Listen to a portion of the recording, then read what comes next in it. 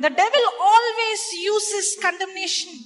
No matter how much you prayed, no matter how much you fasted, no matter how much you went for mass, you read the scripture, you did this, you did that, the devil will come. It's not enough. It's not enough. You did not do this. You did not do that. You did not get up at 6 o'clock. You did not get up at 3 o'clock. You forgot to say this. Today you did not speak in tongues. He will keep coming and telling that you are based on your action, and all I have to do is to keep renewing my mind. I am not based on what I do. I am what I am because of the grace of God.